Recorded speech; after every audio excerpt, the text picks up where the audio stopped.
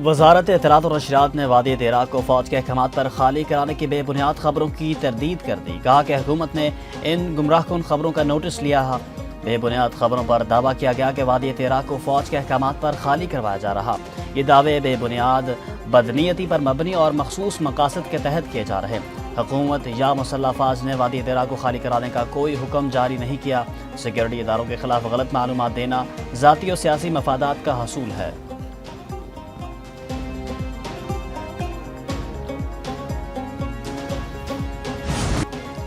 کابینہ نے مشاورت کے ساتھ غزہ امن بورڈ میں شمولیت کا اختیار دیا۔ بورڈ میں شمولیت غزہ میں امن کی امید پر کی۔ وزیر اعظم شہباز شریف کے لندن میں میڈیا سے بات چیت، کہا کہ انشاءاللہ غزہ میں جلد امن قائم ہوگا۔ فلسطینیوں کو عزت کے ساتھ ان کے حقوق ملیں گے۔ ڈیوس کا دورہ بہت اچھا رہا۔ صدر ٹرمپ نے پاکستان کے لیے نیک خواہشات کا اظہار کیا۔ IMF کے ساتھ ملاقات مفید رہی۔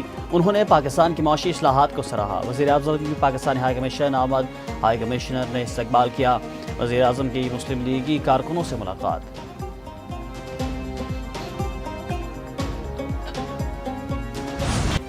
ICC کا دوہرا معیار، بنگلہ دیش کو T20 ورلڈ کپ سے باہر کر دیا۔ انٹرنیشنل کرکٹ کونسل کا بنگلہ دیش کی جگہ اسکاٹ لینڈ کو ورلڈ کپ میں شامل کرنے کا باضابطہ اعلان۔ ICC کے اعلامیہ کے مطابق اسکاٹ لینڈ کو انگلینڈ، اٹلی، نیپال اور ویسٹ انڈیز کے ساتھ گروپ C میں شامل کیا گیا۔ T20 ورلڈ کپ کے 7 فروری سے بھارت اور سری لنکا میں شیڈیول۔ بنگلہ دیش نے سیکیورٹی خدشات کے باعث بھارت میں کھیلنے سے انکار کیا۔ بنگلہ دیش نے اپنے میچز بھارت سے باہر منتقل کرنے کا مطالبہ کیا تھا۔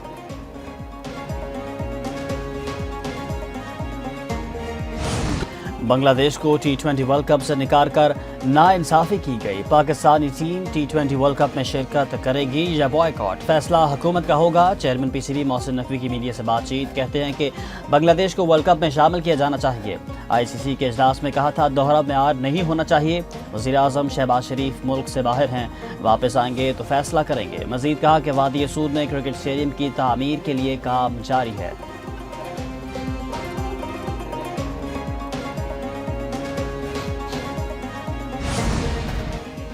لاہور کے علاقے گلبرگ میں ایک ہوٹل میں آگ لگ گئی۔ 3 افراد جاں بحق، 5 زخمی، 2 کی حالت تشویشناک۔ 3 افراد دھوئیں سے متاثر ہوئے۔ ریسکیو حکام کے مطابق جاں بحق افراد کی شناخت عمران، شہریار اور ریاض کے ناموں سے ہوئی۔ آگ ہوٹل کی بیسمنٹ میں سلنڈر یا بوائلر کے پھٹنے سے لگی۔ آگ لگنے کے وقت ہوٹل میں نجی کالج کی تقریب جاری تھی۔ 100 سے زائد طلباء تقریب میں شریک تھے۔ آگ بجھا دی گئی۔ 180 افراد کو ریسکیو کیا گیا۔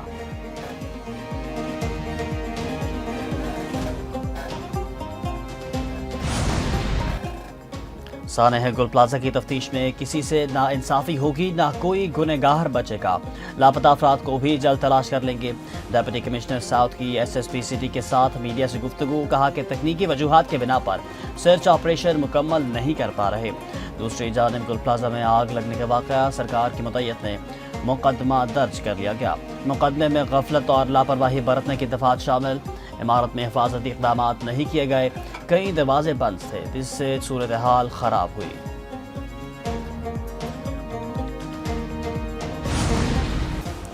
ٹیکنیکل اور تحقیقاتی ٹیم کا گل پلازہ کا معائنہ۔ گل پلازہ کے ملبے میں وقفے سے آگ بھڑکنے کا سلسلہ جاری۔ عمارت میں سرچنگ کا عمل تقریباً مکمل، 90% حصہ کلیئر۔ جاں بحق افراد کی تعداد 71 ہو گئی، 82 افراد لاپتہ۔ DNA کے ذریعے مزید 2 لاشوں کی شناخت، تعداد 24 ہو گئی۔ DNA کی مدد سے محمد اطہر اور محمد شیز کی لاشوں کی شناخت ہوئی۔ دوسری جانب ملبے سے قرآن مجید کا نسخہ اور لوح قرآنی کو نکال لیا گیا، جو آگ سے مکمل محفوظ رہے۔ کراچی میں ایک ہی دن میں 2 فیکٹریوں میں آگ لگنے کے واقعات۔ دھابیجی میں گھوڑا پمپ کے قریب آئل فیکٹری میں آگ لگ گئی۔ فیکٹری کی عمارت منہدم، فیکٹری میں موجود سامان اور مشینری مکمل طور پر تباہ۔ ملبہ ہٹانے کا عمل شروع کر دیا گیا۔ ناظم آباد میں گدے کی فیکٹری میں لگی آگ پر قابو پا لیا گیا۔ فائر بریگیڈ نے کئی گاڑیوں کی مدد سے آگ پر قابو پایا۔ کولنگ کا عمل جاری، آگ لگنے سے کوئی جانی نقصان نہیں ہوا۔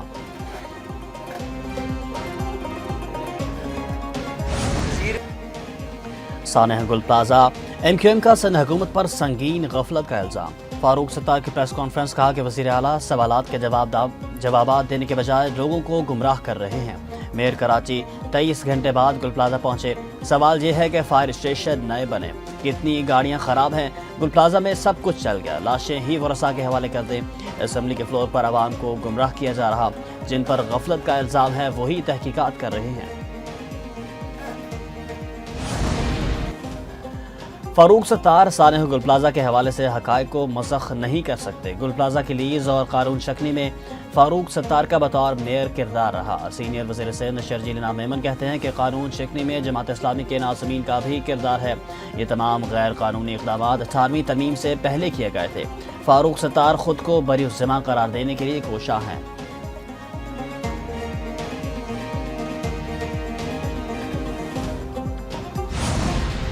شارٹ سرکٹ، آگ اور کرنٹ لگنے کے واقعات کے سدبات کے لیے پنجاب میں ماسٹر پلان تیار۔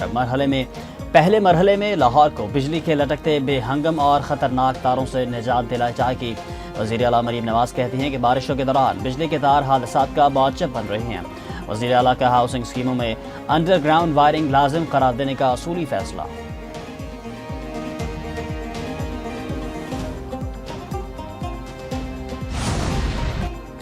شہر چلانا صوبے کا کام ہے، وفاق کا نہیں۔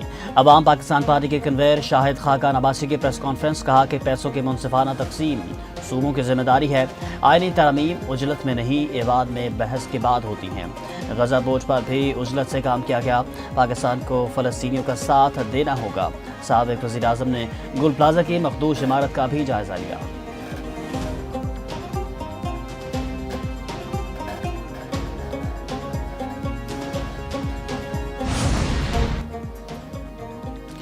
وزیر دفاع خواجہ آصف کہتے ہیں کہ 18ویں ترمیم کے تحت صوبوں کو اختیارات دیے گئے، صوبوں نے اختیارات نچلی سطح تک منتقل نہیں کیے۔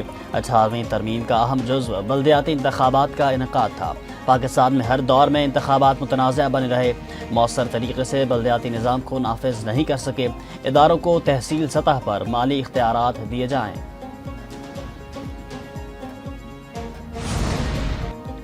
مری میں برف باری رکنے کے بعد شدید سردی کی لہر برقرار۔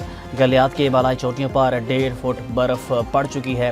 بیشتر سڑکیں بند۔ نتھیا گلی، ایوبیہ، ٹھنڈیانی میں بھی برف باری سے موسم شدید سرد۔ برف باری کے باعث شہری گھروں میں محصور۔ مری میں جانے والے انٹری پوائنٹس جزوی طور پر کھول دیے گئے۔ ہیوی مشینری کے ذریعے سڑکوں کو کلیئر کرنے کا کام جاری۔ مانسیرا کے علاقے اوگی میں پہاڑی پر پھنسے سیاح کے لیے ریسکیو آپریشن۔ سوات، چترال، دیر اور شانگلہ میں بجلی کی بحالی کا کام جاری۔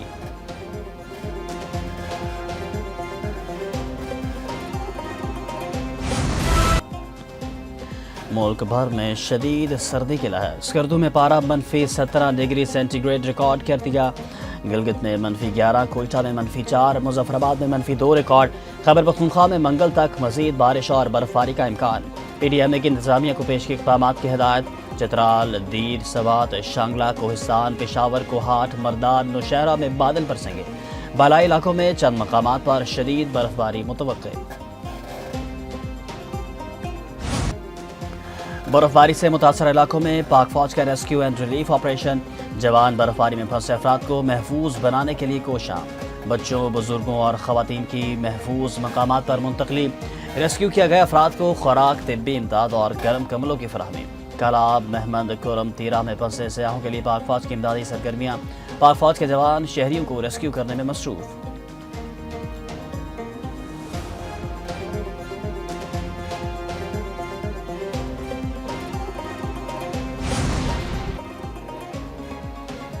برف باری سے متاثرہ علاقوں میں پاک فوج کا ریسکیو اینڈ ریلیف آپریشن۔ جوان برف باری میں پھنسے افراد کو محفوظ بنانے کے لیے کوشاں۔ بچوں، بزرگوں اور خواتین کی محفوظ مقامات پر منتقلی۔ ریسکیو کیا گئے افراد کو خوراک، طبی امداد اور گرم کمبلوں کی فراہمی۔ کالاب، محمد، کرم، تیرہ میں پھنسے سیاحوں کے لیے پاک فوج کی امدادی سرگرمیاں۔ پاک فوج کے جوان شہریوں کو ریسکیو کرنے میں مصروف۔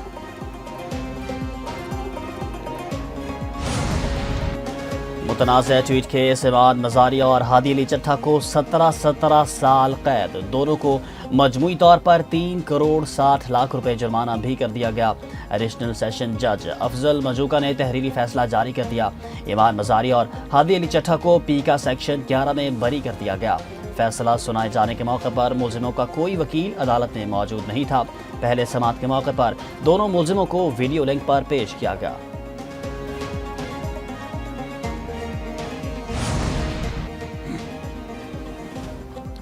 لاہور میں پالتو شیر کے حملے میں زخمی بچے کا بازو کاٹنا پڑا۔ شیر کے حملے سے زخمی بچہ گنگا رام ہسپتال میں زیر علاج۔ 5 رکنی میڈیکل بورڈ تشکیل دے دیا گیا۔ بچہ سبزہ زار میں پالتو شیر کے حملے میں زخمی ہوا۔ پولیس نے واقعے میں ملوث ملزموں کو گرفتار کر لیا۔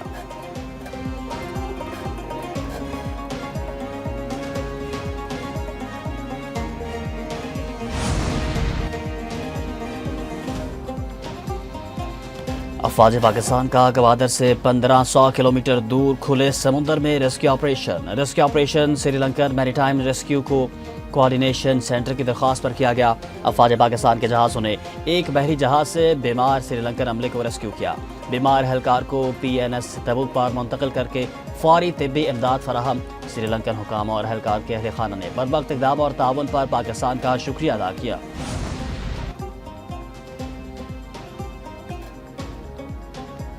ایران پر امریکی حملے کے خطرات بڑھ گئے۔ امریکہ کے بحری جنگی بیڑے خلیج کے قریب پہنچ گئے۔ مشرق وسطیٰ میں امریکی اڈوں پر جنگی طیاروں اور ہتھیاروں کی تعداد میں اضافہ۔ برطانیہ نے بھی قطر میں 4 ٹائفون لڑاکا طیارے تعینات کر دیے۔ کئی غیر ملکی ایئر لائنز نے مشرق وسطیٰ کے لیے پروازیں منسوخ کر دیں۔ ایرانی حکام کے مطابق کسی بھی حملے کو مکمل جنگ تصور کیا جائے گا۔ محدود یا سرجیکل حملہ بھی ہوا تو سخت ترین جواب دیں گے۔ ترک وزیر خارجہ نے کہا کہ اسرائیل ایران پر حملے کے مواقع تلاش کر رہا ہے۔ نائب وزیر اعظم اسحاق ڈار سے ایرانی وزیر خارجہ عباس اراغچی کا ٹیلی فونک رابطہ۔ ایرانی وزیر خارجہ نے اقوام متحدہ میں حمایت پر پاکستان کا شکریہ ادا کیا۔ دونوں رہنماؤں نے علاقائی اور عالمی صورتحال پر تبادلہ خیال کیا۔ نائب وزیر اعظم اسحاق ڈار کی ترک وزیر خارجہ حاکان فقدان سے ٹیلی فونک گفتگو۔ علاقائی اور بین الاقوامی معاملات پر قریبی رابطے میں رہنے پر اتفاق۔